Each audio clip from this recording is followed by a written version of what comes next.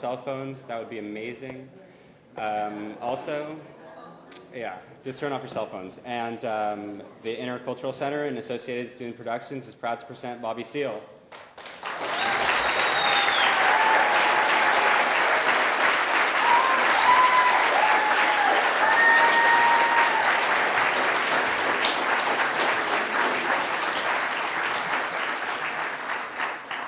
Thank you. Yeah, I walked up the aisle. I was getting ready to sit down and wait for about a 2-minute introduction. And Paul says, Bobby Seale, right on. Get to the point. Don't mess around. Yeah, well, thank you for inviting me and my wife. My wife, Leslie. Leslie, would you please stand up? There she is.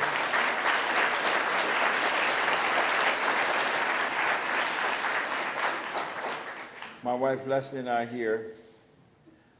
For those of you who are going to want to buy an autographed copy of this book, or an autographed cover of this 90-minute DVD, Public Enemy, or this DVD, Barbecuing with Bobby. Did you guys know I wrote a barbecue cookbook? The only down-home, hickory-smoked, Southern-style barbecue cookbook guide in the United States of America. And give the money to my wife. She takes care of that. And we're lucky, I think. We worked hard. You know, my son's finally a doctor. My other daughter, she graduated from San Francisco State. And my oldest kid refused to go to college all those years. Refused. This guy, I don't want to go to college. No. I used to promise this guy, I says, look, man, I'll pay all your tuition. I'll get you a good running car. I said, I'll buy you $1,000 wardrobe of clothing, etc., books, blah, blah, blah. And I put $100, first it was $50. I promised to put $100 a week in his pocket. Still didn't want to go to college. Came out here, you know, I fly back and forth from here to the East Coast, and snuck up on him at Home Depot one day. He worked there. And, you know, I rap with him and talk good to see him, blah, blah, blah, blah, blah. I said, when are you going to go to college? He says, I don't want to go to college. Why don't you leave me alone about college? I says, man, come on. He started helping some older lady. And he comes and says, you don't understand. He says, I love working here at Home Depot. He said, I says, man, it's joint on the page, $11 an hour. I says, yeah, but I got for my kids, you don't understand, leave me alone. So this was some years ago, 8, 9 years ago. My son is now 38. Well, the guy fooled around here, and he had done, 12 years in the Army Reserves. When he was 30 years of age, he got out of the Army Reserves.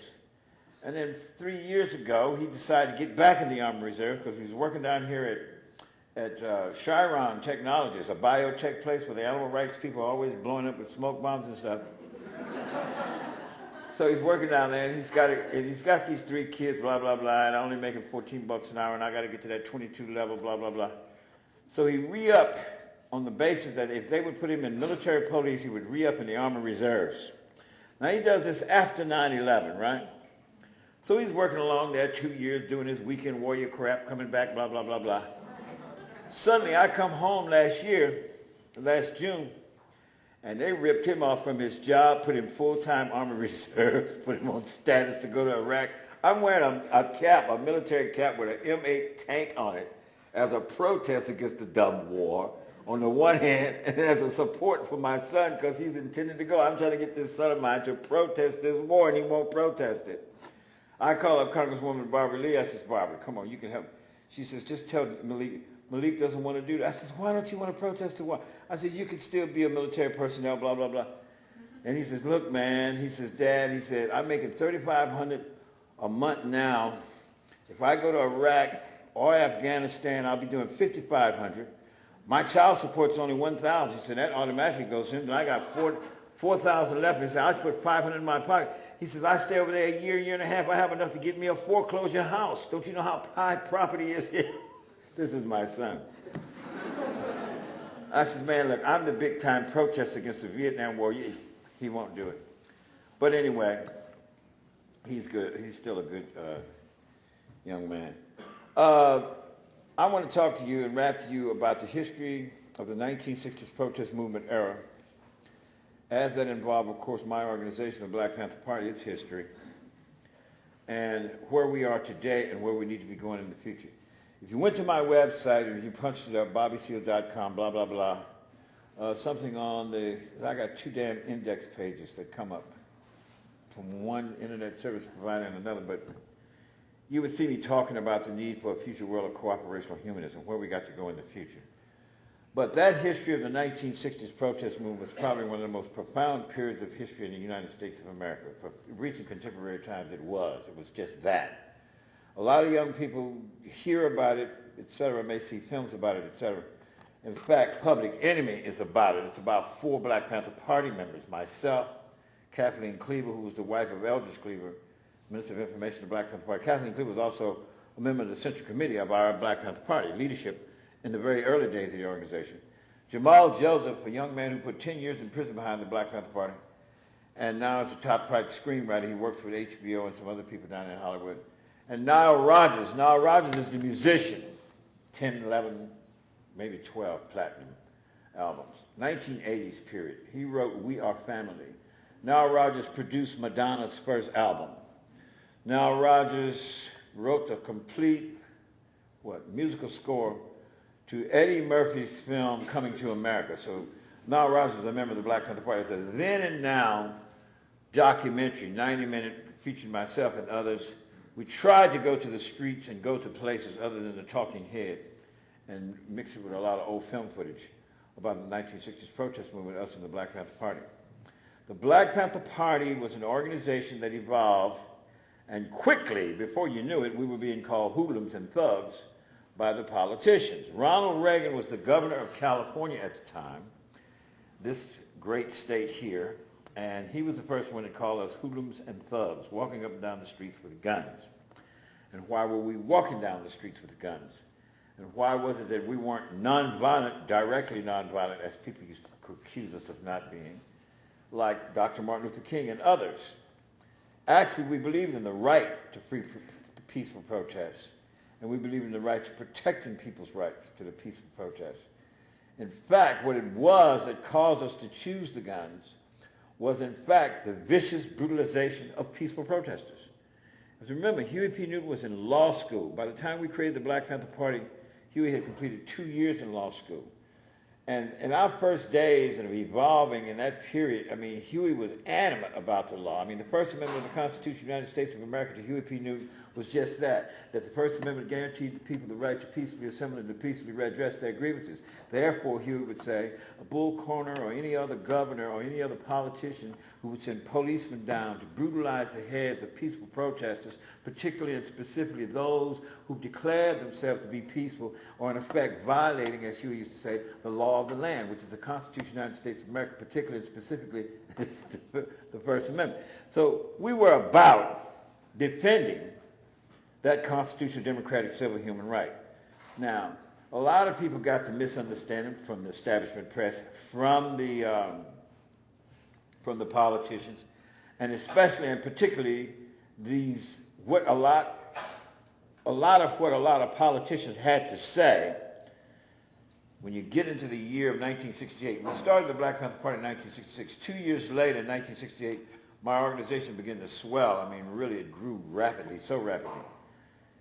J. Edgar Hoover's counterintelligence program was the key to how and why we, my organization, and many people in the 60s and others were castigated, disinformation spread it everywhere about us, etc., and who we were.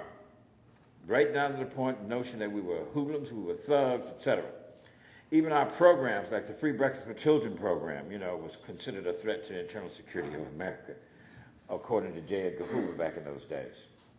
Now, some people have tried to make documentaries. Some have made some fair documentaries. There was one film, feature film, that was made, and that was done by Melvin Van Peebles, a picture film called Panther, which I disagreed with that film. I mean, I disagreed with it not only because he tried to trick me into working with it, but more than that, this guy didn't do justice to what we were about. 90% of what you see on the screen in the film Panther. You can go to the video stores. I'm not telling you not to watch it. I'm saying do watch it. Do watch it and read this book. And at least you'll get a better understanding of what we were about. But 90% of what you see portrayed on the screen in the film Panther is a bunch of cheap fiction crap that has nothing to do with the 1960s protest movement. In effect, I think that his film aids this distortion and misunderstanding about what we were in the 1960s. They don't tell you what I was, you know.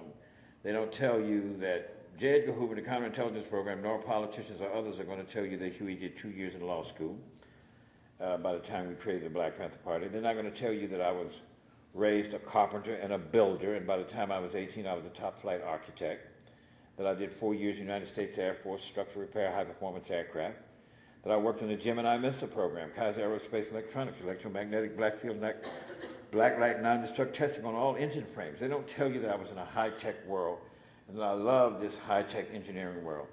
And that I was an engineering design major in college. They tell you we were hoodlums. And how this organization really got started is key, because it had a lot to do really with, from my standpoint, where I came from. You know, when I first met these guys, street corner speakers in 1962, I think I had a handshake with Huey that day. I didn't really know him that day. But it was another guy named William Brumfield at this street corner meeting across the street from Merritt College in Oakland, California there. And I lived 2 blocks this way, 3 doors off of Grove Street. But in effect, I lived across the street from Merritt College, 2 blocks the other way. So I walked across the street. Some guys over there talking about the Afro-American Association has come here today to tell it like it is. Afro-American Association, 1962, spring semester, Merritt College.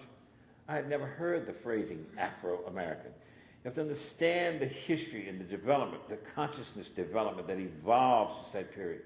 Because really black folks refer to themselves on a broad social common, you know, we refer to ourselves as Negroes, Negro Americans, or colored, you know what I mean? Nice white folks call us colored folks, you know what I mean? And they say colored, C-O-L-L-A-R-D, and we say colored, C-U-L-L-U-D, you know what I mean? But my point is, it was another time, it was another era, you know. And these guys on this street corner speaking and talking about the great kingdoms of West Africa, you know, the great Songhai Mali kingdom and so on, and the great complex social structures of the Ashanti and so on. And, you know, I'm listening to these guys and I'm saying, William, you know, I hadn't seen William in 10 years. He's, you know, probably 5 years older than I was. It's just that his brother and I ran together. And I said, so William, this is a bunch of communist stuff, right? And he says, why do you say that? I says, William, you used to be called a communist in the village when we were growing up. Me and your brother was running together. He says, Bobby, this is about ourselves as human beings. And he looks at me and he says, who are the Sioux? I said, what do you mean the Sioux? Their name is not the Sioux. He says, right. You remember you and your brother, my brother and you. I say the word Sioux is a French word. It means cutthroat. It has nothing to do with the culture of American Indians who are so-called called the Sioux. The true name is the Lakota. And he says, so, Bobby, we're not Negroes, we're not colored. He says, we have a descendancy too. Just like Italian American, Irish American, etc., and so on. He says, we can be referred to properly and with correct social science reference as African American or Afro American. He says, even better, why don't we put a positive connotation? What we're trying to do is put a positive connotation on the term black, and we can be said to be black Americans. But we're not Negroes, we're not jigaboos, we're not coons, we're not anything. He says, all this terminology and all this brainwashing in American society is directly connected with the... He went on to dissertate for me the lack of consciousness of the whole of this country, et cetera, and blah. And I said, okay, I think I see where you're coming from. Well, I listened to him there for about 30, 40 minutes, and I asked William, I said, is there a good book I can read about Africa? I said, because I don't know anything about Africa. You telling me all this stuff about Africa? I said, as far as I know, Tarzan ran Africa. And he says, Bobby, go down to one of these bookstores, one of the private bookstores right across the street. He says, that bookstore down there. He says, and there's a book in there by Jomo Kenyatta. The title of this book is called Facing Mount Kenya. He says, get that book. That's a good book. He says, and see me again, and I'll give you a list of some other books. I says, okay. I bought that book, went home, got changed, and went to work. When I got there, I inspected an engine frame or two and some exhaust housing. And after a couple of hours, I opened up my book, sit down at my desk in my little engineering conclave of non-destruct testing there, and began to read this book. Here was a young black man named Jomo Kenyatta, who went to England for a few years, got him a degree there, came to America and got him another degree. This guy became somewhat an anthropologist, but however it evolved, he wound up back in Kenya amongst his people, the Kikuyu peoples, and in effect, he was significantly connected with organizing his people out from under the yoke of English colonialism. Wow, wait a minute, you know what I mean? These guys were right, the kingdoms of West Africa. And I got to say, wait a minute, Tarzan doesn't run Africa. What the hell's wrong with me? You know what I mean? I'm just saying that I'm an African American who's grown up in this society at that time. I'm 26 years of age at this time. I mean, I get A's in math, you know what I mean? Architecture, design, and everything. I mean, I've been doing this stuff. I mean, I was raised a carpenter and a builder, so this stuff came natural. I got A's in this stuff. You know, I got C's in English, though. I mean, I never could rise above a C in that. But my point is, it was a thing not to know my history suddenly, you know what I mean? But to read this book, you know, Tarzan swinging on a vine, you know what I mean, in this caricature films, right? Some white guy, he could talk to the animals. He'd go, and tell those elephants over there to go over there and kick that adversary's booty, and them elephants would go over there and stomp them out, right? Well, it set me up to read this book and finish it the next evening.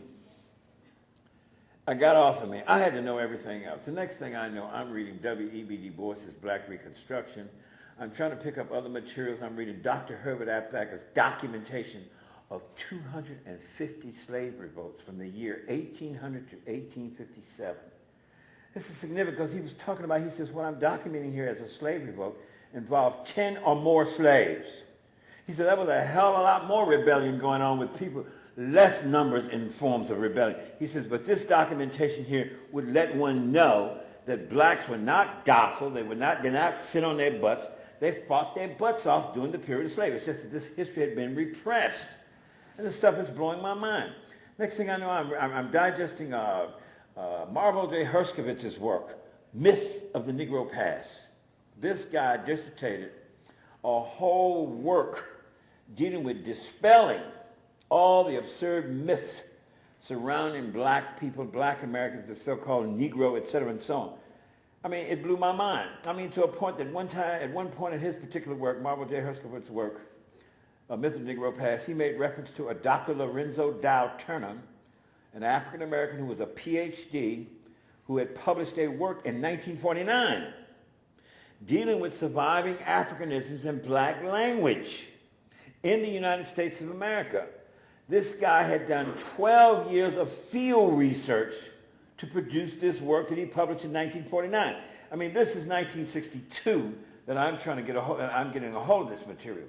And I went up to the University of California, because I was enrolled at Merritt College, you know, University of California, 10, 12 blocks up the street, to try and found this work and couldn't check it out and had to buy one of those $35 a year special library cards, you know, if you were not matriculated at the University of California, and bought me the card. I had to have it because I was on this quest to understand.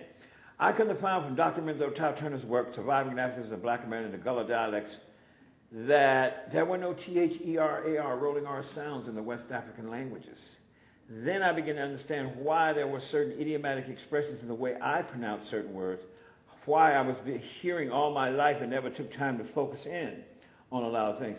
That there was even a handful of surviving African words, but more important, the lack of the T-H-E-R-A-R rolling R sounds in the West African languages.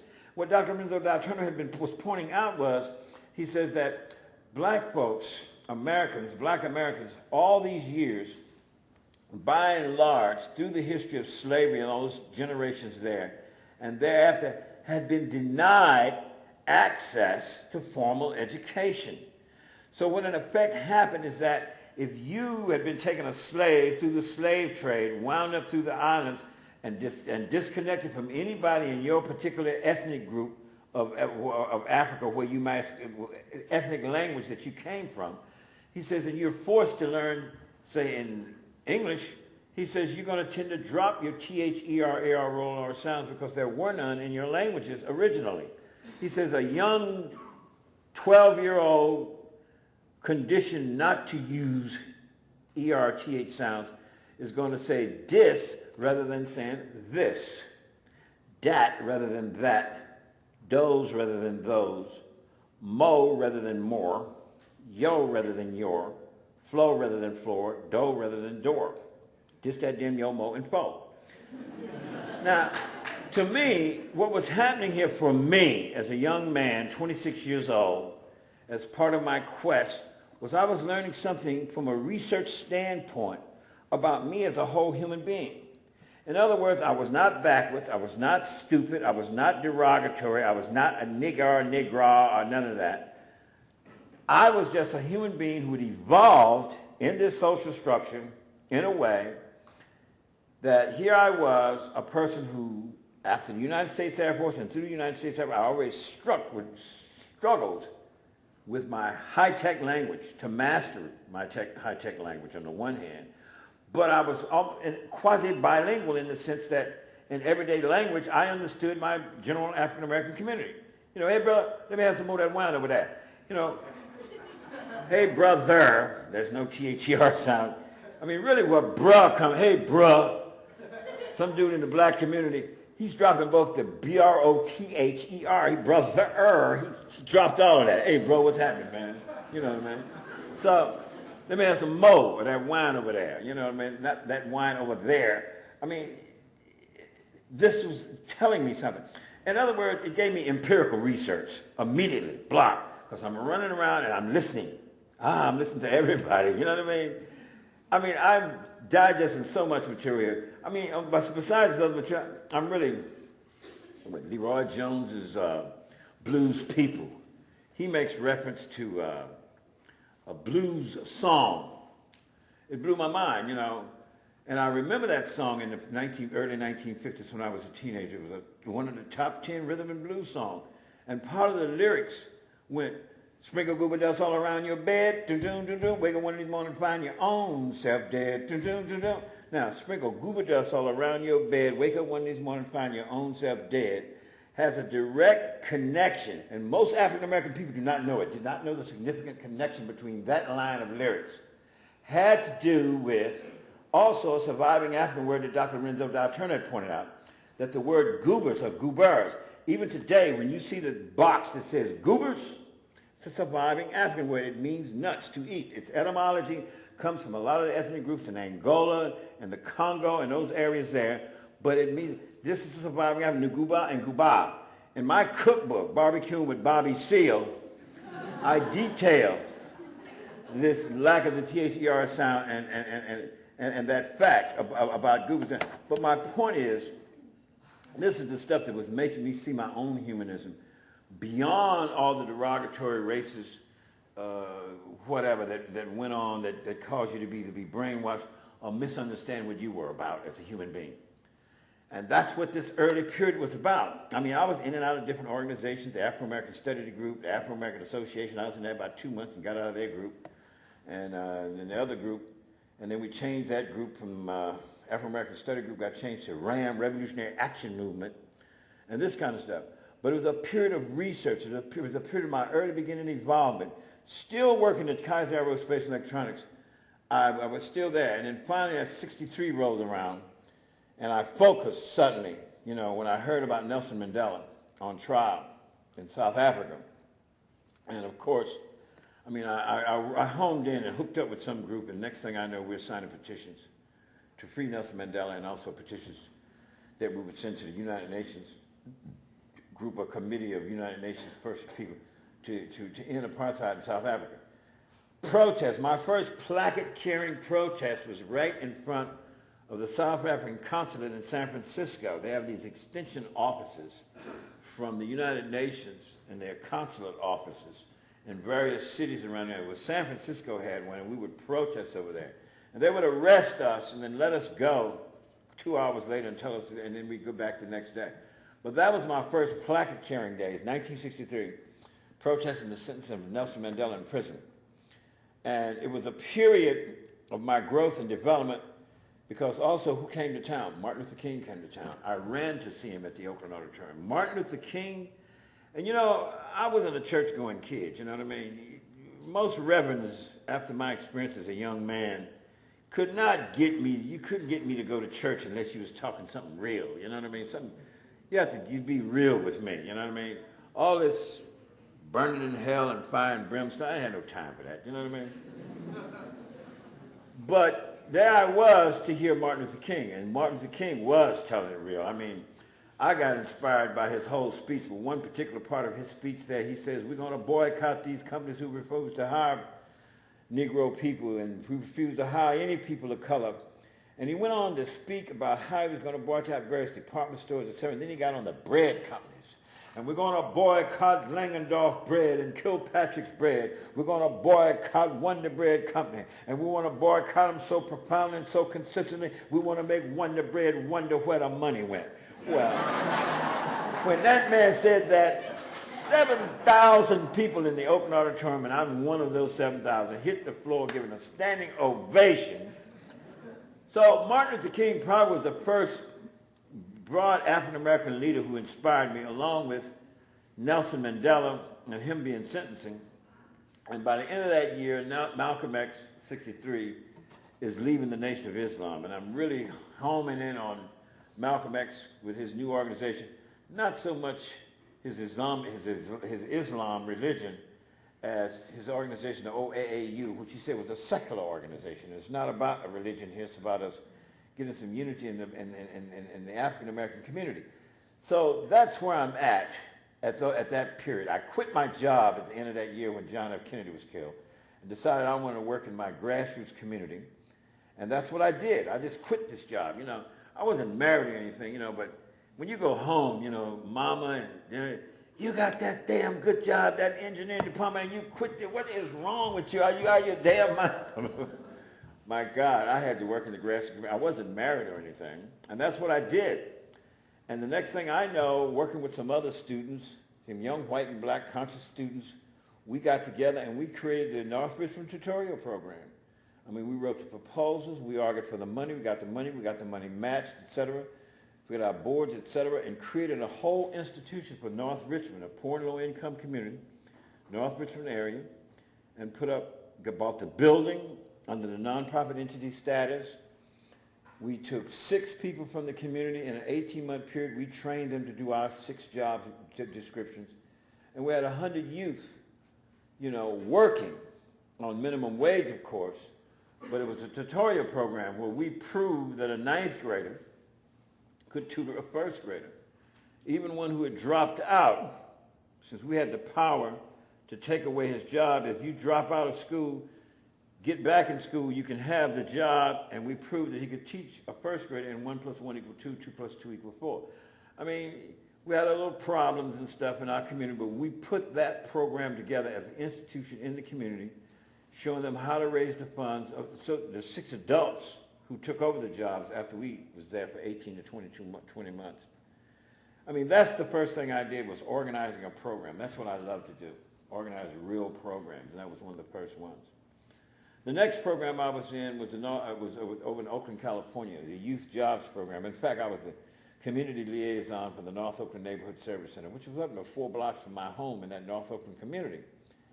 And it was a war on poverty office under the city government of Oakland, California, Department of Human Resources. That's where I worked.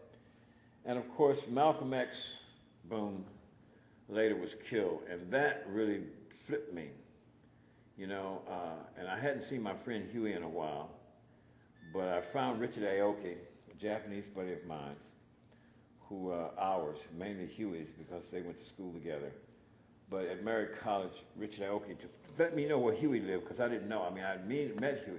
Me and Huey, you know, really hadn't got to know each other. We got to know each other at one point.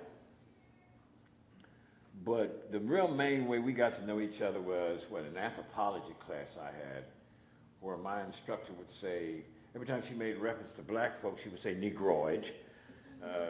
She make reference to Native Americans or people of Asian descent, she would say Mongoloid. And every time she made reference to people of European or white folks, she would say Caucasian.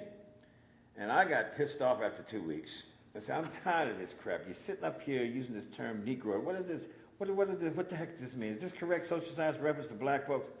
You know, you read all this material. You know, you have to remember, I've digested so much material from 62 right on down, you know, to 64. And what's happening here is that I'm upsetting other students in the classroom. You know, Bobby Seale, every time I turn around, man, you interrupting this class with that Afro-black talk, man. I'm here. These are the black students in the class. You shut up, man. I'm trying to get education, man, blah, blah, blah, blah. And I'm saying, yeah, man, but this is not correct social science reference, you know, blah, blah, blah. And some other brothers say, but Bobby, to settle it, understand this. The term Negroid is derived from the term Negro. It is a Spanish word. And if you take away all the derogatory stuff you talk about, all it means is black. So why don't you just sit down, man, and be quiet? I said, I can't sit down and be quiet. But I said, why? I said, because we ain't from Spain, brother. You have to understand, we have a descendancy that comes all the way from...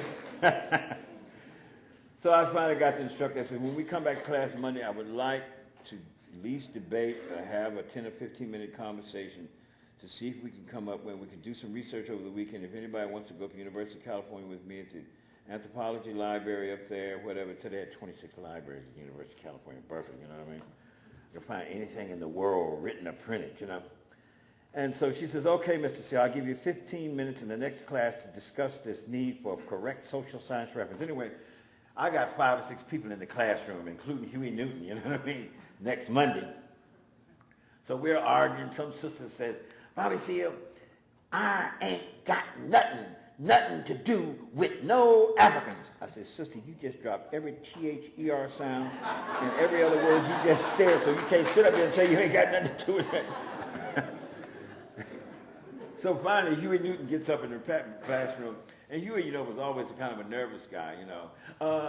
I'd like to say something, please. And she says, who are you? I'm here, I'm a friend of Bobby's. I'm here to help evolve some correct social science reference to black folks. He says, and I want to say, I suggest, as Huey said, I suggest Africanoid as opposed to Negroid. Huey Newton sits down, and when he does, the term rolls over once in my head. I says, that's it. That's it. That's better correct social science reference. My instructor said, Mr. Seale, sit down. I sit down. She wrote the term on the board. She underlined the syllables. She says, okay, if this is what you need, Mr. Seale, fine. Africanoid is fine. It's acceptable in this class. It's anthropological in its context and structure. Fine. I said, but wait a minute. She says, what is, I said, no, you got you have some equality in the terminology. She says, Mr. Seale, what is, I said, no.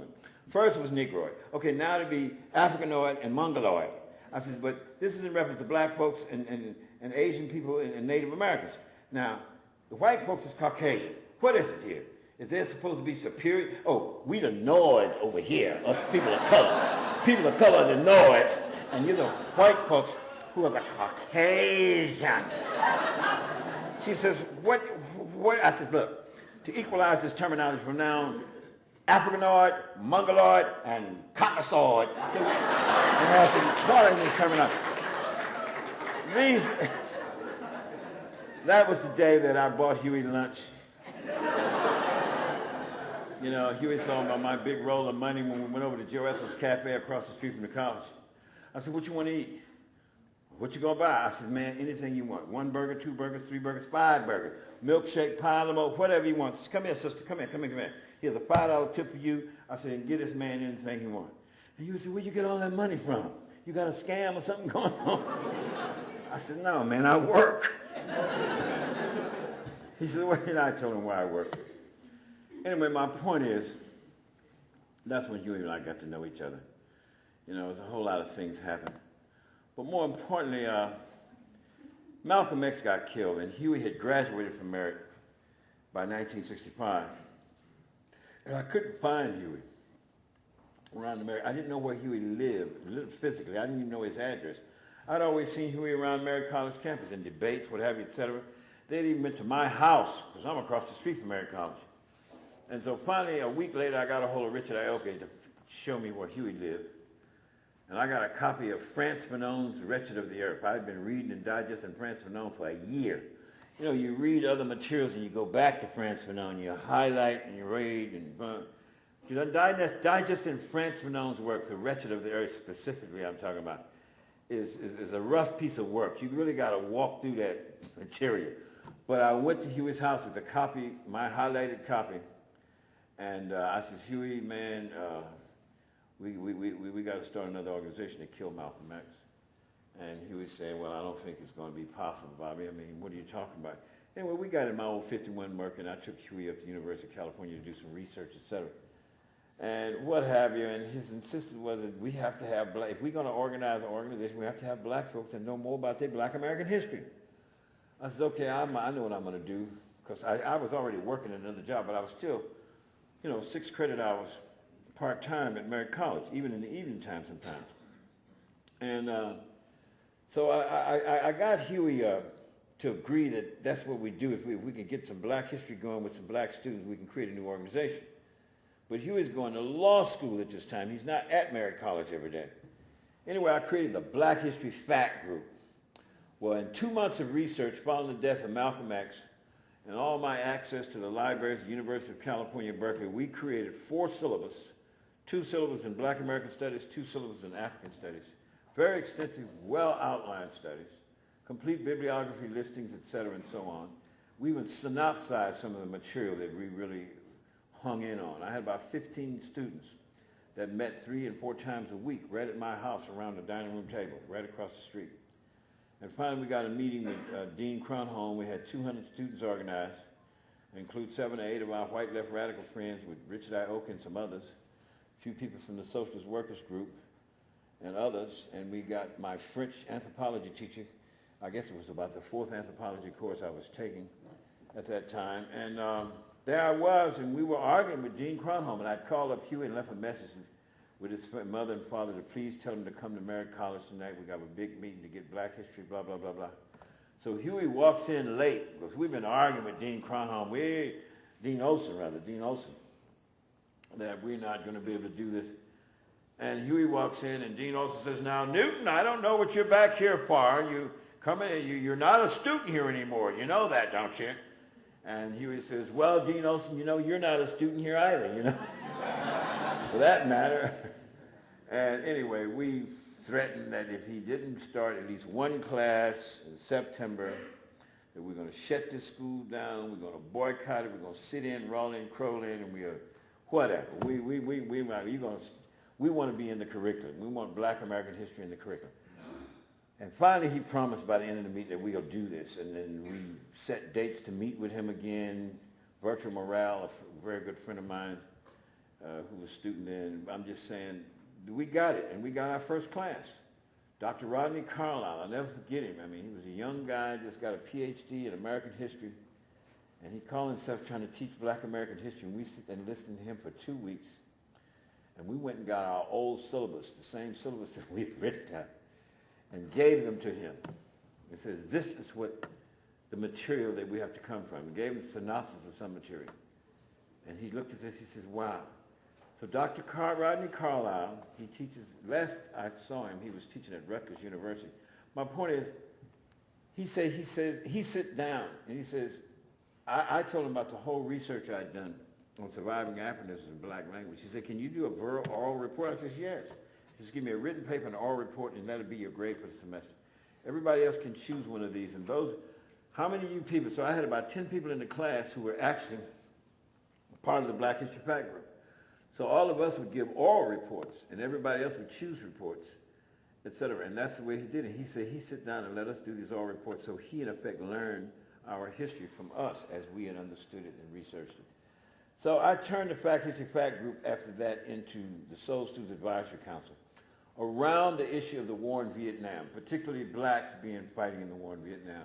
At that time, we were reading in the newspaper that 29% of all the people who were dying in Vietnam were black Americans. Well, I was incensed, and others in my crew, about the fact that this country, this United States of America, at that time, you're talking the mid-60s, were not recognizing our constitutional democratic civil human rights here in the United States of America. And that's where we came from. So I organized a rally, Merritt College, in the auditorium, packed the auditorium, all 1,000 seats plus. I mean, I organized a rally, got 9 or 10 different groups to speak 10 minutes apiece, et cetera, and put that thing together in such a way and signed the people up. All the students who came, we signed up. We had the females come too, and et cetera. And we signed up over 250 people for our new organization, Soul Students Advisory Council. In other words, the Black History Fact Group got changed to Soul Students Advisory Council as a registered campus organization who were protesting the war in Vietnam and protesting us being drafted into fighting the war in Vietnam. And of course, we went on with the illegal war, et cetera, blah, blah, blah, blah. And that was that period, boom, where I recited a poem called Uncle Sammy Called Me Full of Lucifer. I got Huey to come by at the tail end of that rally. I kept telling him, please come to the rally. And I recited this song, Uncle Sammy Called Me Full of Lucifer. And at the tail end of the rally, I was the master of ceremonies of this thing. Well, it was a week later that we were up around the University of California at Berkeley at night. We went up there really to look into some of the record boutiques up on Telegraph Avenue, because I was telling Huey you can find more albums and records and stuff related to old black blues singers, because I had found an album there about blacks on the album talking about the history of the song Stagger Lee and how it goes back as an old folk tales type song. And that's the reason we were up there. And I guess an hour later, we were walking down the streets, myself, my brother John Seale, another student, nickname was Weasel, and Huey Newton. And Huey is telling Weasel, see, man, you weren't there. I got there just in time to see Bobby recite his poem, Uncle Sammy Called Me, his Uncle Sammy poem, as Huey put it, you know what I mean? And so Huey says, come on, Bobby. If Bobby stands here and recites this poem, people are going to applaud him. And I says, Huey, I'm not. He says, no. Huey insisted, please, you got to recite this, you got to prove this. And I says, man, I don't want. So somehow or another, we're 4 blocks down from the entrance to University of California. We're in front of a outdoor kind of sidewalk cafe, quasi-sidewalk cafe, whatever. Some chairs are out and tables out on the sidewalk. And so I stood by the parking meter. Now, in this term, I have to use a cuss word. I hope you guys don't get all upset, since the free speech movement was won in 1964. I mean, the import of this poem, my wife keeps telling me, stop cursing on the stage, you know what I mean? But, so I'm standing out by the parking meter. Uncle Sammy called me full of Lucifer. Well, I don't give a good eagle-eyed, McPleagle, triple whammy damn, where at this time, some voice interrupts, hold it. Some big, tall, bushy-headed white guy is walking over with a chair in his hand and a big marijuana cigarette in his hand, you know what I mean? Hey, man, he sits the chair down and says, hey, man, I'm sitting here, and when you started, all these people stopped and I can't see, So if you're up, I said, okay, man, I'll stand in the damn chair. Leave me alone. This poem is by a guy named Ronald Stone. I picked the poem up out of one of my many periodicals I subscribed to. This particular periodical was called the Liberator magazine, published out of New York at the time, years ago. And he did this. It's a black guy wrote this poem, and he's talking to Uncle Sam, about all the shit that's happened to him and why he shouldn't be serving. In other words, while I started this poem over, about 30, 40 people stopped, because hordes of people are walking. And as I'm standing on the chair, more people are stopping because, I'm not. And out the corner of my eye, I could see the uniformed police car turn into the intersection. But I'm up here reciting this poem. Uncle Sammy called me full of Lucifer. Well, I don't give a good eagle-eyed, McPleagle, triple whammy damn, for I feel a false stick will not serve. Uncle Sammy, don't shuck and jive, man. I'm hip to popcorn jazz changes you blow. What? You know damn well what I mean. You school my naive heart to sing red, white, and blue stars and striped songs and to pledge eternal allegiance to all things blue, true, blue-eyed, blonde-haired, white chalk, white skin with USA tattooed all over.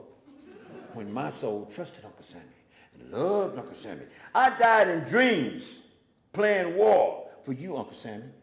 You jam your emasculate manhood symbol puffed with gonorrhea. Gonorrhea of corrupt, unrealty myths into my ungreased nigger ghetto black ass of my Jewish Catholic, Hindu, Islamic Sioux. What? Sure, free public health penicillin cured me.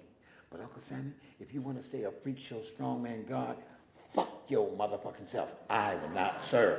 Now, that poem.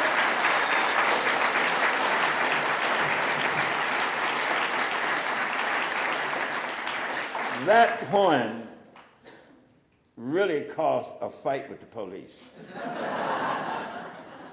I mean, some guy in a yellow T-shirt comes up and grabs my arm. You're under arrest for using obscene language. I said, man, get your fucking hands up. You know, he was in a yellow T-shirt and jeans. This guy was an undercover cop. He never showed a badge. I didn't know who he was. Nice little crew cut, boom, boom, boom, boom. You know what I mean? I said, come on, Huey, let's go. And Huey's telling me, he said, listen, the people, the crowd was more and more and more and more and more. The next thing I know, yellow T-shirt tackles me, and we're rolling down, and I'm trying to get loose and fighting him. Then 3 or 4 more guys are holding me down and beating the hell out of me. They tell me that Huey gets in a fight with a uniformed cop. Now, Huey is supposedly like a Sugar Ray Leonard back in the day. Because he did Huey went to the boxing gyms in Oakland, California, you know. He went there quite often. And they tell me that this big 200-pound cop, Huey would be stepping one way. When the cop is coming back again, he'd kick back and pop it.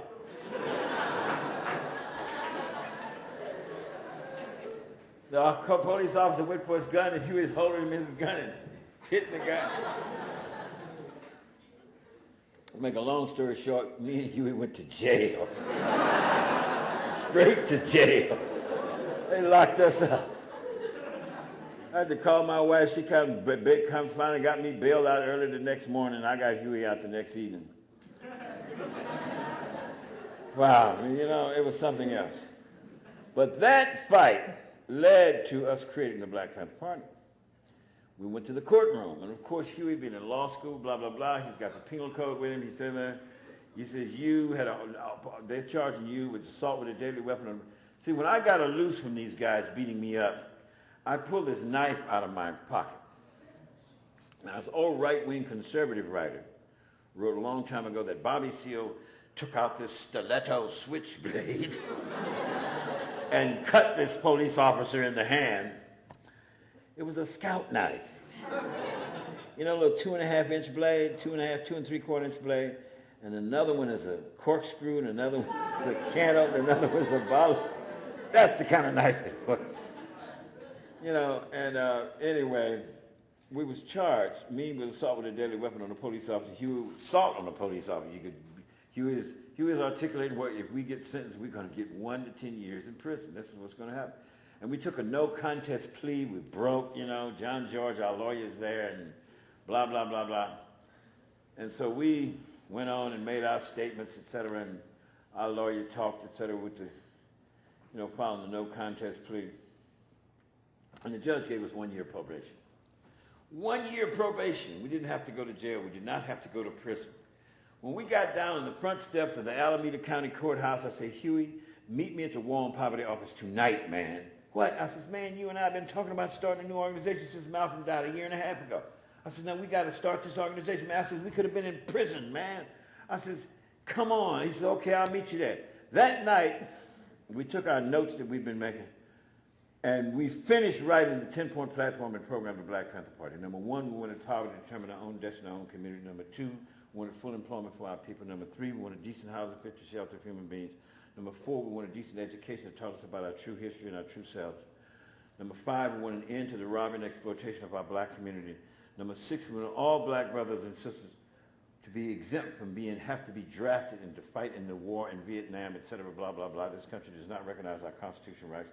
Number 7, we want immediate end to police brutality and murder of black people in our black community. Number 8, we want all black men and women who've already been tried by all white juries to be freed so they can have another trial because they have not had any peers from their community on these juries.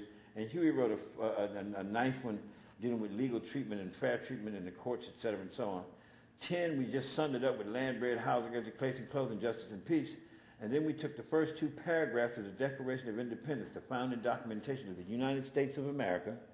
That documentation, when in the course of human events it becomes necessary for any one people to dissolve the political bondage which have connected them with another and to assume among the powers of the earth the separate and equal station of which the laws of nature's God entitle them a decent respect to the opinions of humankind, dictate that they should declare the causes which impel them to dissolve that political bondage which have connected them with another. We paraphrased a lot, you know what I mean? When a long train of abuses and usurpations pursues and invariably evinces a design to reduce a people under absolute despotism, then it is the right of the people to alter or change that government and provide new guards for their future security and happiness. Now, we're coming from the Declaration of Independence, United States of America, J. Edgar Hoover, Ronald Reagan, and politicians all across the country call me and Huey hoodlums.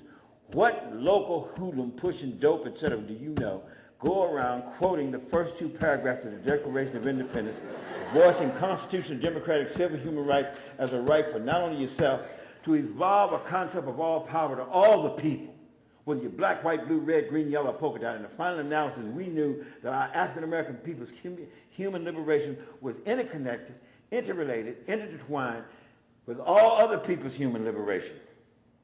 Not only Hispanic people, especially Native American peoples, and everybody, even poor white people and other people, even some middle-class white folks had to be liberated from the racist mentality that they had been brainwashed with. That's a form of liberation. This is where we was coming from. This is where the Black Panther Party came from. We decided, Huey says, you know, if we go out here and if we observe these police with law books, tape recorders, and shotguns. I said, well, shotguns? I said, why do you want to take shotguns? He says, Bobby, under California law, I've researched it, if the gun's not concealed, it's not illegal. I said, oh, okay. Now remember, I was raised a hunter and a fisherman. My father bought me my first .30-30 Winchester when I was 12 years of age as a high-powered rifle, hunting in Northern California, all around Mount Shasta, Weed, all the lower counties, Mendocino counties. I've hunted all over the United States of America, all over California, Northern California. My point is, he said we can take guns, it would be legal. And I said, why are you saying that? He says, remember what happened in Los Angeles? I said, that's right. I said, they beat up that group that was observing the police. They took their law books and tore them up. They tape recorders and smashed them up. Their walkie-talkies and smashed them up. Their heads and beat them up, cracked them up, and drug them downtown and locked them up. That was a group a year before we came about, following the Watts riots in Los Angeles, California, of adults in the community with armbands, Community Alert Patrol, they call themselves CAP, Community Alert Patrol, observing the police with law books and tape recorders. Observing. And their intent was that if the police saw them as citizens in the community, observing them, this would hopefully curtail any other police from committing any acts of police brutality. Because what caused the Watts riot in 1965? The Watts riot, 5,000 people arrested, 60, 70, 89 killed, maybe so many hundreds wounded. This is what happened in that.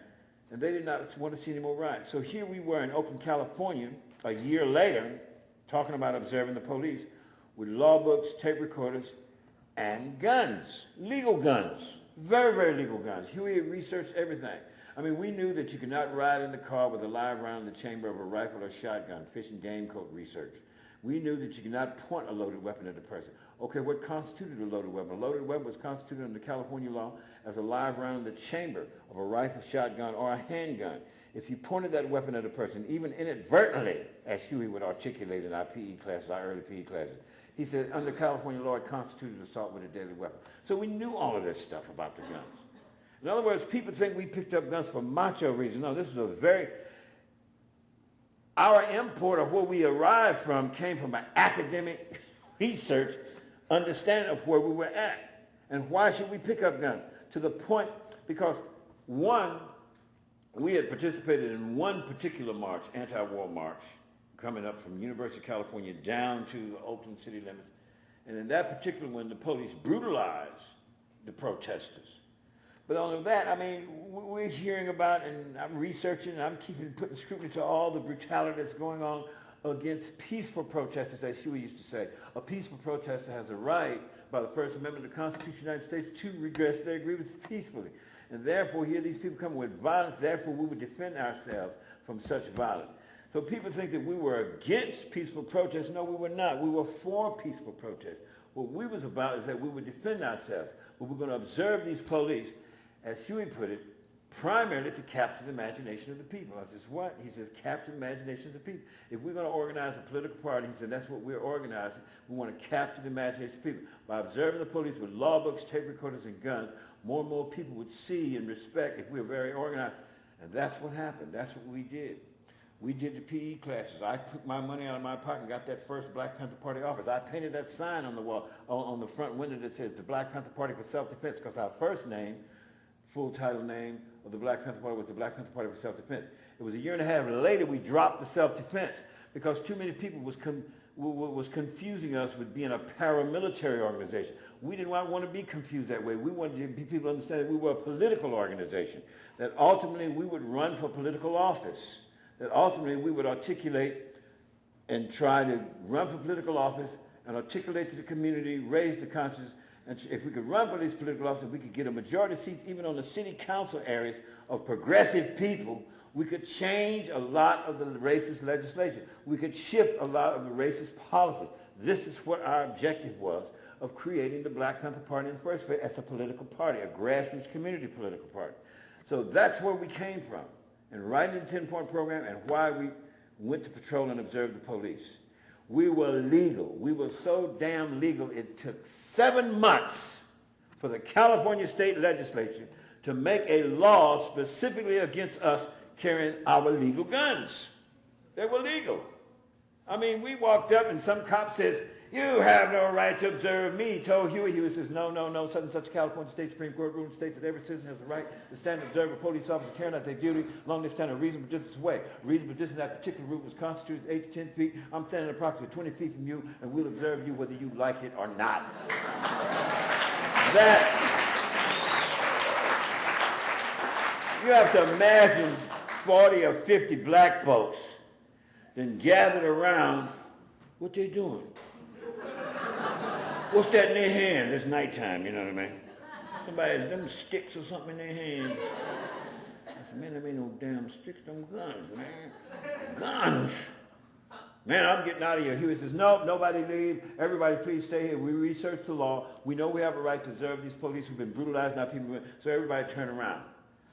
And the cop, you have no right to... Huey wrapped that up and some sister said, well, go ahead on and tell it, brother. You know, Huey... Another brother said, man, what kind of Negroes is these? Cop says, is that gun loaded? Huey said, if I know it's loaded, that's good enough. Well, I have a right. Huey said, you have no right. Huey dissertated off some ruling in the Supreme Court, blah, blah, blah, related to private property. Therefore, it's my private property. You cannot remove my private property from me without due process of law, so step back. You cannot touch my weapon. And, you know, you got some black folks saying, man, what kind of Negroes is these? You know, it was tough, but we had equalizers. It was 14 of us. It took us 2 months to organize 14 people. You know, one female there. You know, she was our first female who walked out there and patrolled with us. She was in the party for about a month. But my point is, that's what started it. That's how legal we were for 6 months. I remember Badge 206 a couple months later stopping us. Get out of that car with them goddamn guns. You niggas, who do you think you are, blah, blah, blah. Now, normally, Huey, you know, we'd had cops pull us over. They didn't act like Badge 206 was acting. Huey would crack his window about 3 inches, take his license and stick it through a crack. You know, most people raise their window down. Officer, what's the problem? Huey would always love to test the law, you know what I mean? Stick his license through. Cop went back, come back and says, this car is registered to Walter Newton, and this is not your car. And Huey says, and? Well, this is your true address? He said, that's right. He says, okay, what's your phone number? And Huey says, 5. He's speaking to the little crack, 5. 5 what? He would say 5, the Fifth Amendment. Have you ever heard the Fifth Amendment? You cannot force a person to testify against himself. I mean, I remember one time the cop was flashing the red light for us to stop, but he hadn't turned his siren on. And Huey is driving, you know what I mean? In fact, this was Badge 206. So I said, Huey, flash, you might stop. He says, no, I want to test the law. I could be colorblind, so I'm just going to continue to drive until he turns on the siren.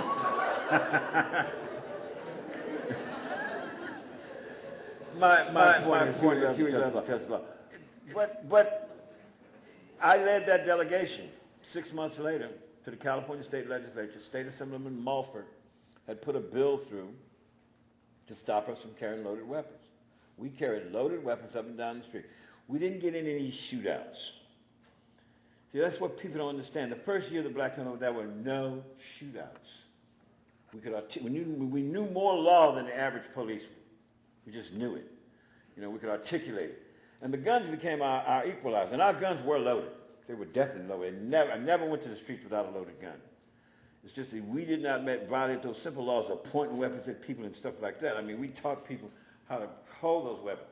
I mean, most of those 14 people, I mean, I was ex-military. You know, I could break down an M1 carbine blindfolded and put it back together. Big man Albert Howard was another one who could do the same. So we taught everybody else, including Huey, you know, about breaking the weapons down, cleaning the weapons, et cetera, and so on. I'm just saying those guns were just a tool to be used in a particular time in a particular situation. It would be a year from, we started the Black Panther Party in October 1966.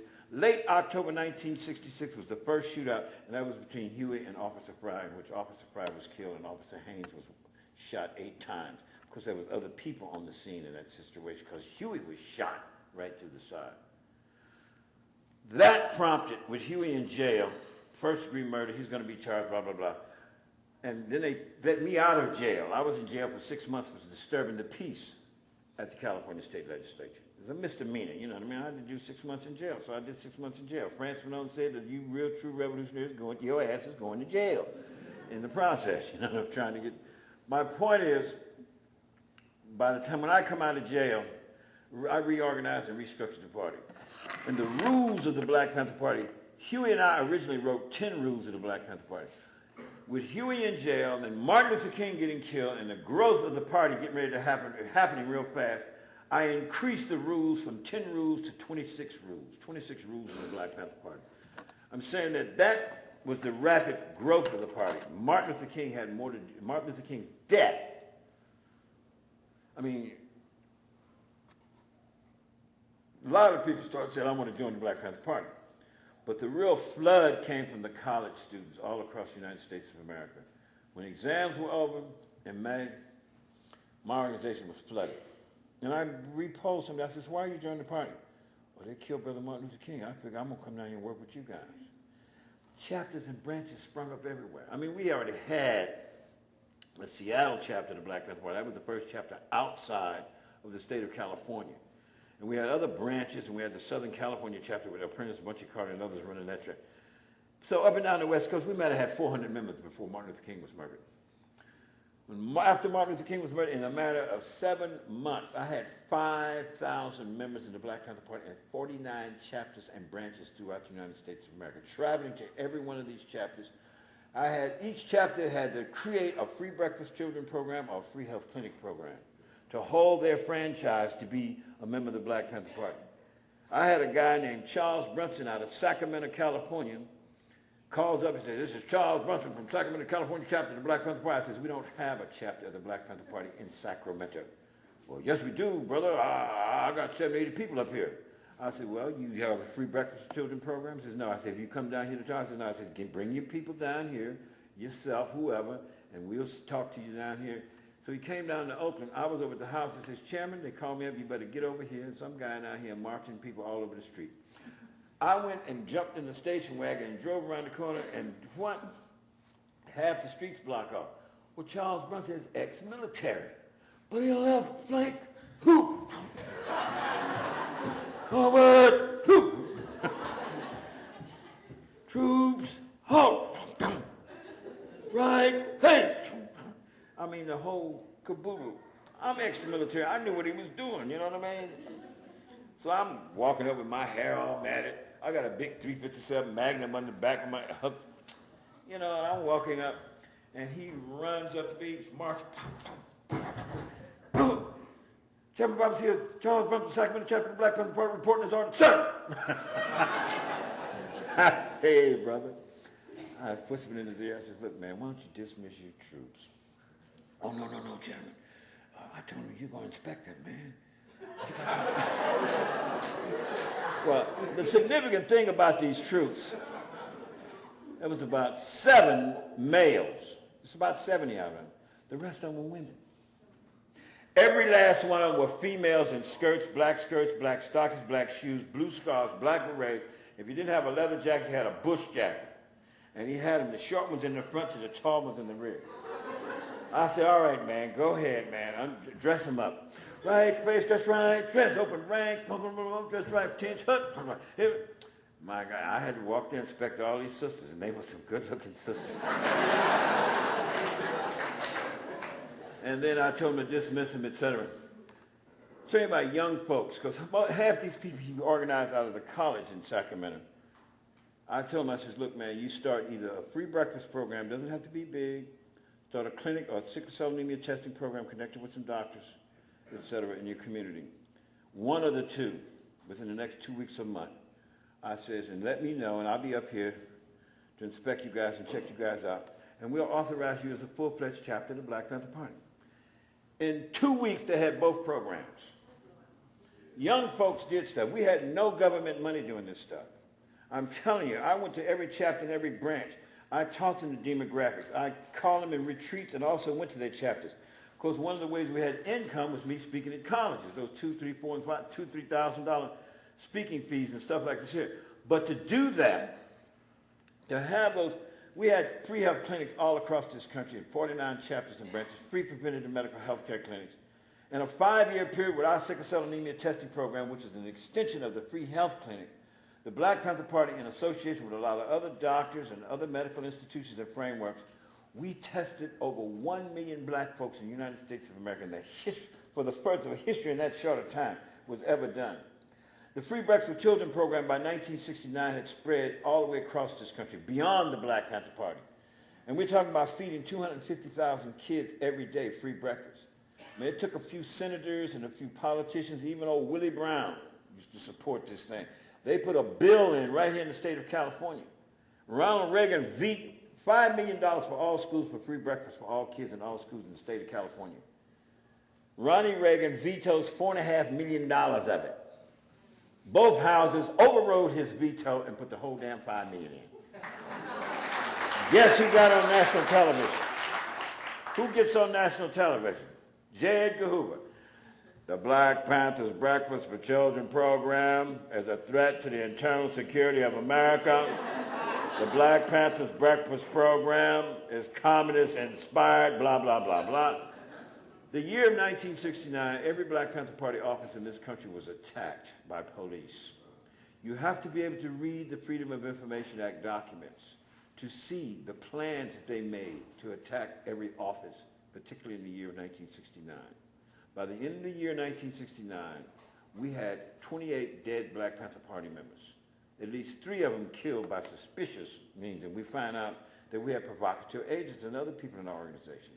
People like Julius Julio Butler, who was working for the FBI and the state police and the Los Angeles police simultaneously, who lied on the stand against Elmer Geronimo Pratt, a decorated soldier who came from Vietnam to join the Black Panther Party and served 27 years in prison right here in California, until we finally got some judges to release any documents related to Julius Julio Butler's name and if they were in there, because he lied on the stand and said that Elmer Geronimo Pratt told me he killed this woman, and he had not done that.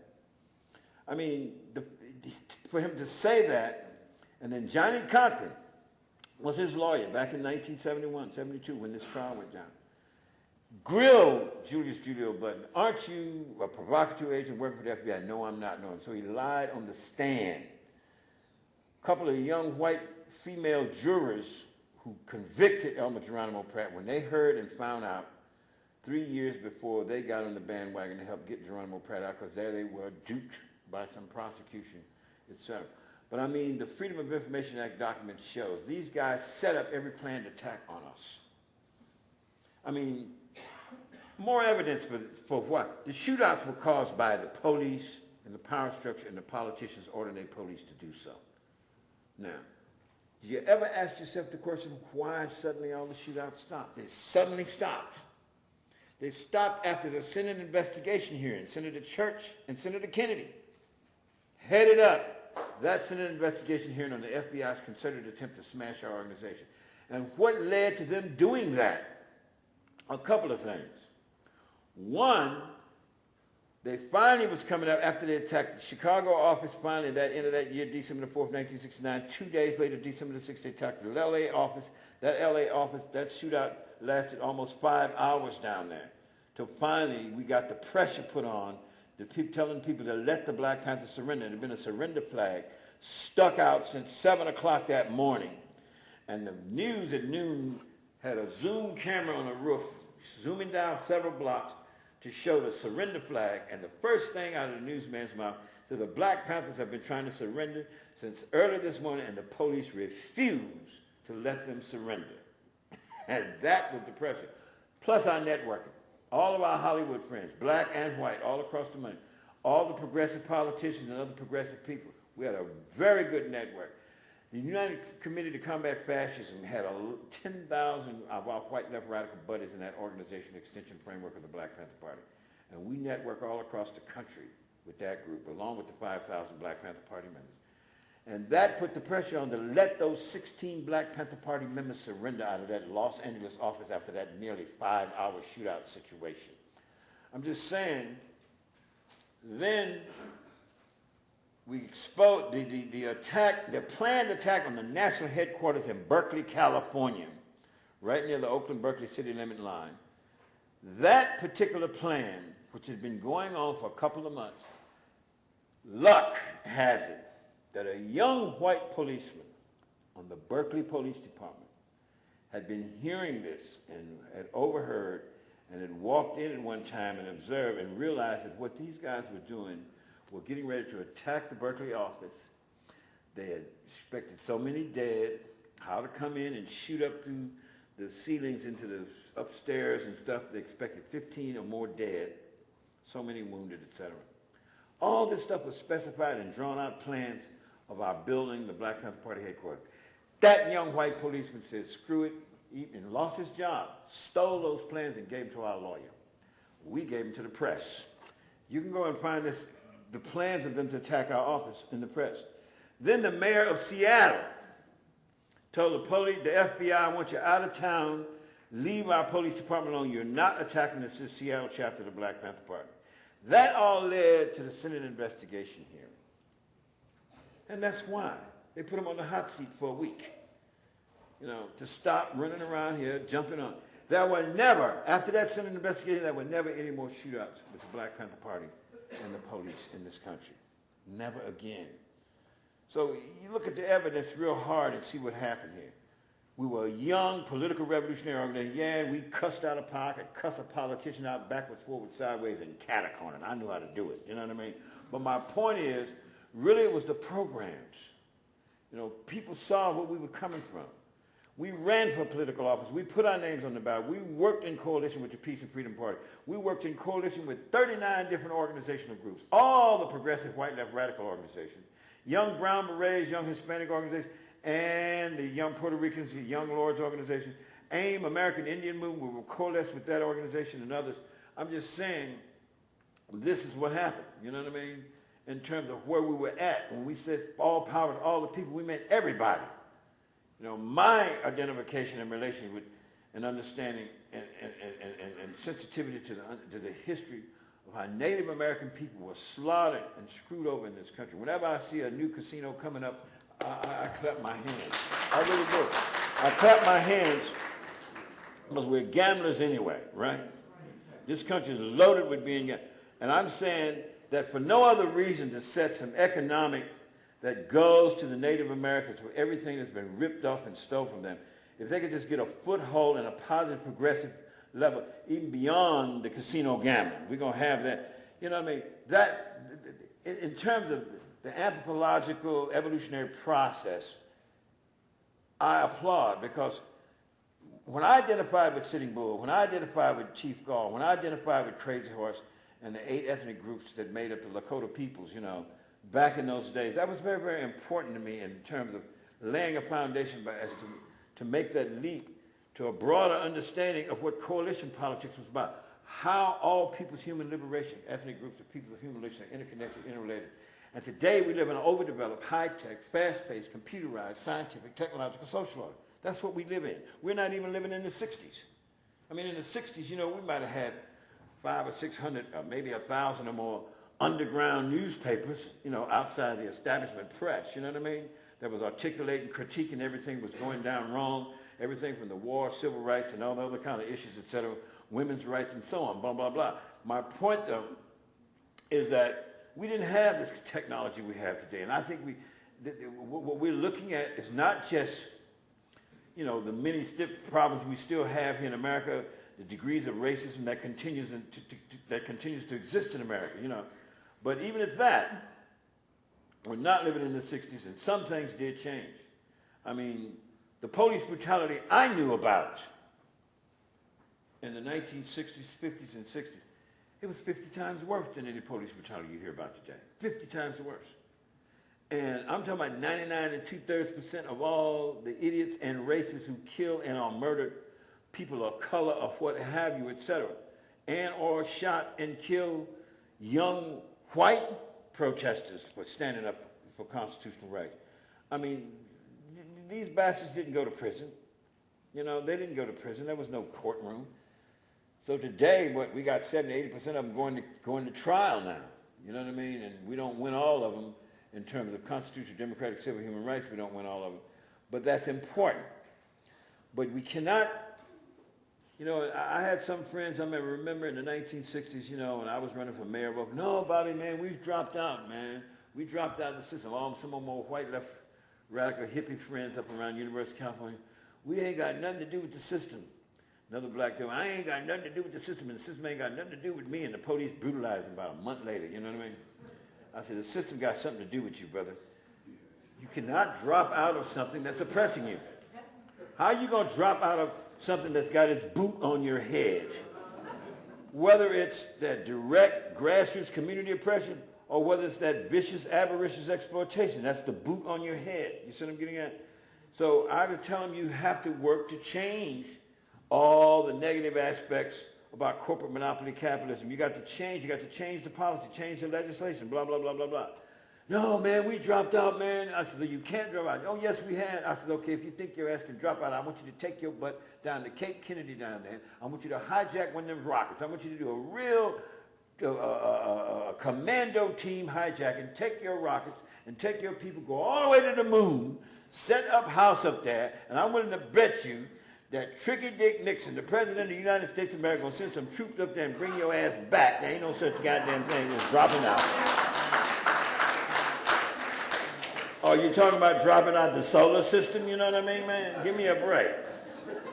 You're not dropping out. So it is about struggling to make these changes. Today we're talking about 6 billion living human beings on the face of this earth. There's an exponential growth in human population that's got to slow down as that's related to the resources on the face of this earth. In the next 4 or 5 decades, it could be easily 10 billion, not million, billion living human beings on the face of this earth. How and what concepts and what paradigms and what philosophical approaches and what new practices in economic practice do we do? How do we evolve, you know, to a future that makes a lot of human sense? It makes more human sense. Well, from the 60s, that's what we were about. People in the 60s was about trying to do something that makes human sense. If we talk about economic parity, I mean, we read every goddamn thing. You know what I mean? We read and died. I'm talking about from Rousseau to Marxist-Leninism to Mao, etc., Che Guevara, whoever, etc. And getting down to the nitty-gritty about this history and what relevance of it, what progressive aspects of it that may make sense. On my side, I talk a lot about cooperational humanism, the need to evolve a future world of cooperational humanism. I like to talk about that because I'm talking about better and decent relationships between human beings. I mean, even the male-female gender relationships historically were one-sided and skewed to exploit females, viciously so. And female women around the earth, when we're taking all the account of humanity, they're doing 80% of all the work around the world, human beings, females. I mean, I'm saying that yes, we need some new economic practice. And I'm not talking about state-controlled command economy socialism. I fell out with state-controlled command economy socialism in that period after Martin Luther King was killed, you know. I mean, I had some buddies and friends. Don't get me wrong. I know they were sincere about some human liberation practice, etc. But I had one crew. We would go over and debate. I would go over there once a month, me and my bodyguards. And they always liked me to come. And the workers must control the means of production over and over and over. Okay, that's all right. Fine, fine, fine. I came up one time with one meeting. I said, what about greater community control of economic frameworks that retail and produce service? Oh, that's patchwork socialism. And you got some guys that got to a point that it was like a point of intellectual masturbation to get down to the nitty gritty, you know what I mean? The dictatorship of the proletariat. I said, you keep going. I said, I don't even like the phrasing. The dictatorship of the proletariat. And what is that? You know what I mean? And then when you start talking about the leadership, and then I look back at it and I said, wait a minute. I said, this is Politburo, state control, command economy. So it's a top-down kind of operation. So some elite group of assholes. I say that Stalin was nothing but an asshole. Stalin was a pure murder-killing asshole. You can say what the hell you want. That's the way I feel about it. And I says, what about power from the bottom up? We live in an overdeveloped, high-tech social order back then, I'm telling them. I said, what about greater community control? Community control of what? I say retail, economic frameworks that retail and produce services and goods. That's what I'm talking about. So it's similar, but mine was about constitutional democratic civil human rights. Constitutional democratic community control of economic frameworks that retail and produce services and goods. These were my arguments in those days, and they're still my arguments now. But I talk to young students to get creative in new directions. Nothing ever stays exactly the same.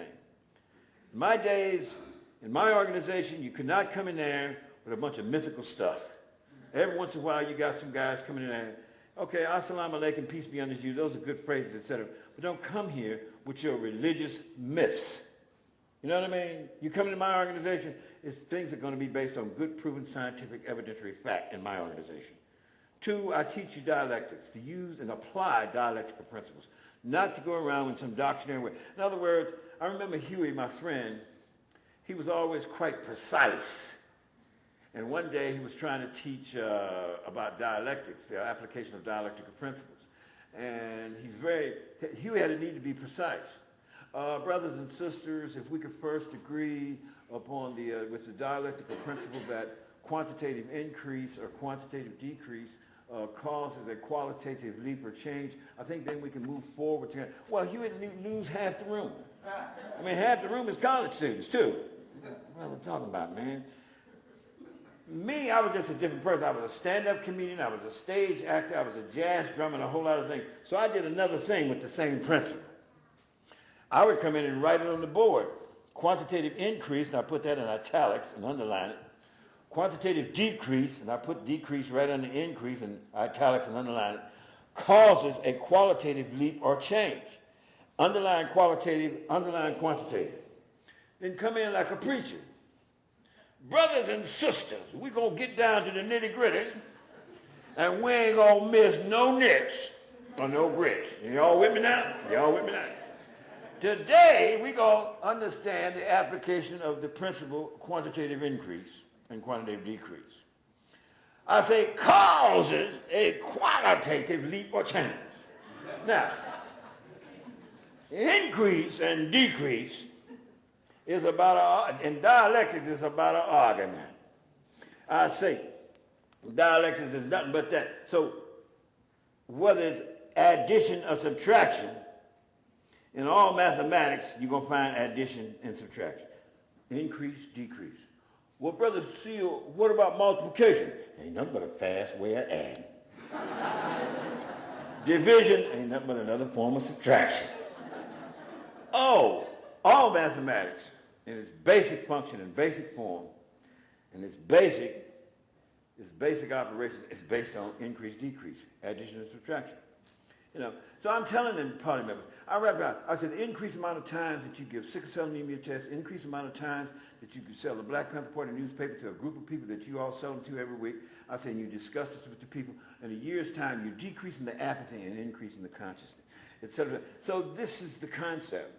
And in the Black Panther Party, you had to learn to base things on good, proven scientific evidentiary fact. It had to come through me.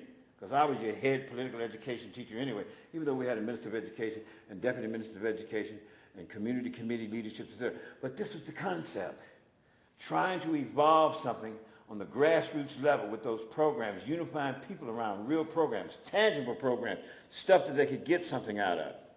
So even today, when I talk about the barbecue cookbook, why did I did a barbecue show. Why did I write the cookbook? I was trying to raise money for a community-controlled economic development program, namely the Environmental Renovation Youth Jobs Project. Environmental Renovation Youth Jobs Project comes out of my group thing called REACH. What does REACH stand for? REACH. Reclaiming, recycling, and re-evolving ecological, economic, and viral empowerment around all people's active, creative, cooperational humanism. My point of trying to show you my feeling, how I'm inspired, that you got to be inspired. You go to college, I want to see every last one. If you can make $100 million a year, fine. I'm not worried about how much money you make. I'm worried about where your heart, mind, and soul is at. You're going to hitch your wagon to that avaricious corporate money-rich class. You're going to hitch your wagon to the Bush-Cheney team who are around the world waging an unnecessary war to try to control some oil that's connected with control, maintaining control of the avaricious corporate money-rich. 6 billion living human beings on the face of the earth, and 1% of those 6 billion living human beings of the earth control and own 90% of the world's wealth. 90% of the world's wealth. That's skewed. So we in America, if we think about it in a progressive way, are in the most proper position. And we have to get in a greater and better. Progressiveness has got to grow in this country. It's got to evolve to a point where we help affect the world with some economic parity, with some new economic practices that makes human sense, et cetera, and so on. So human beings survive in the face of the earth.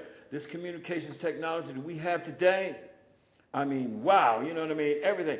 We got to get some more storage and some more information and some more understanding to humanity around the face of this earth so we can evolve something that makes human sense, so new policies can evolve, so we can get beyond Al-Qaeda idiots running around. I mean, really, they're idiots, as far as I'm concerned, running around indiscriminately killing people, or extremists of any kind. They're no different from the Ku Klux Klan, who were extremists running around shooting, killing, and murdering black folks and other people of color in the United States of America.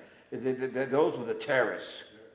I remember kicking Nazis in the ass, you know what I mean? I almost got my ass killed doing it. But saying it wasn't going to take it anymore. But I wasn't trying to be macho. I was standing up for principle. The principle of, as trite as it may seem, life, liberty, and the pursuit of happiness. I mean, what is a human being to be about in everyday cooperational humanistic activity? I mean, these things can change. And human beings and people, movements, protest efforts have to continue to help evolve something that makes human sense for all humanity, all 10 billion, 6 billion to 10 billion living human beings on the face of this earth. Thank you very much.